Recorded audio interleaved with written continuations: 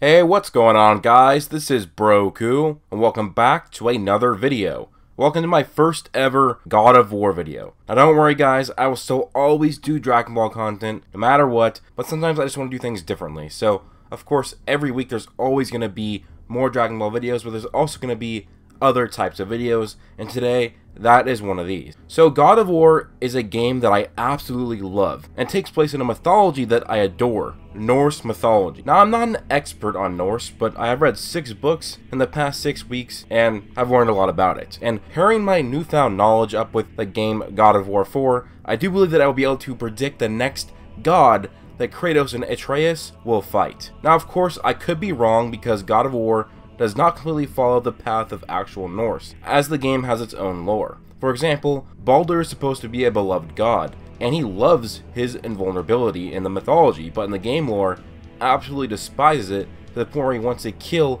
his own mother. Also, Kratos actually being in this mythos makes Ragnarok happen 100 years earlier, so things could be changed for sure. And oh yeah guys, there are going to be spoilers in this video, so if you've not played the game yet, or seen the entire story, maybe finish that before watching the rest of this video. So at the end of God of War 4, Baldur is killed, which in the Norse mythology, and also the game lore, is the first pillar of the beginnings of Ragnarok. Ragnarok is then followed up with a 3-year-long winter called Fimbulwinter, which is also talked about in the ending of the game by Mimir and Brok. And then once Kratos and Atreus return home and take a rest, Atreus sees the future. He sees Thor coming to them. Now I have some theories that Thor isn't coming to attack Kratos, or at least not yet, but maybe that will be for a different video talking about that. But anyways, Thor arriving is several years in the future, and seems to be right at the start of Ragnarok.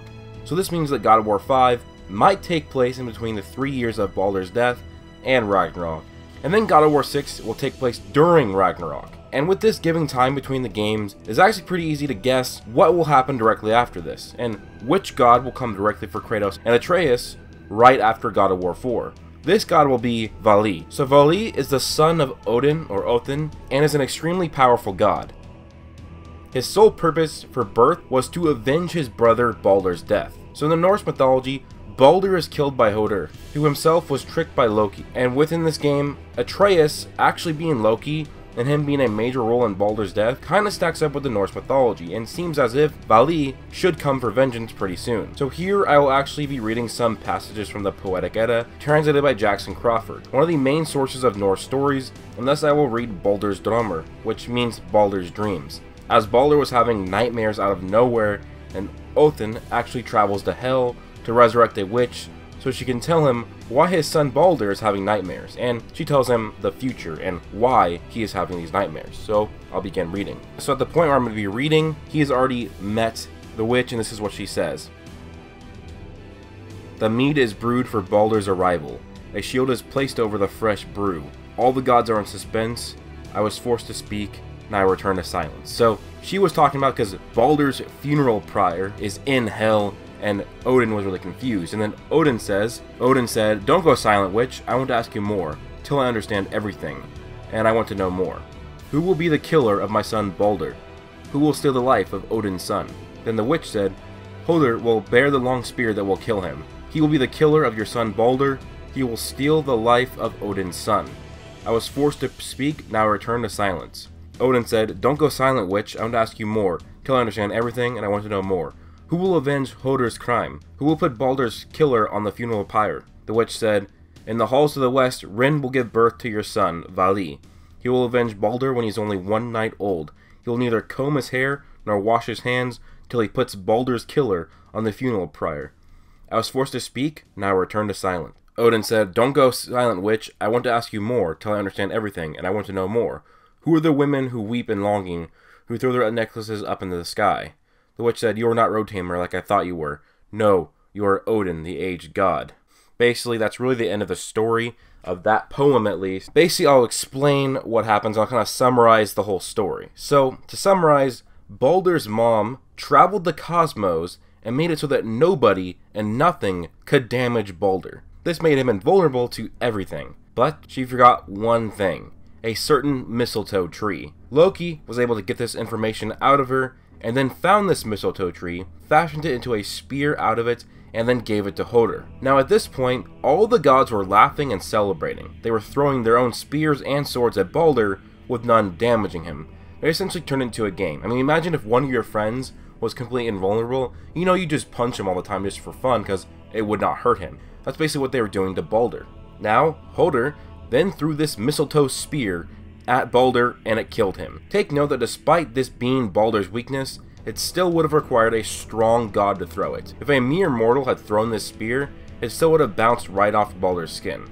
But anyways, everyone, all the gods, all the things, even the Jotuns, were sad with the death of Baldur.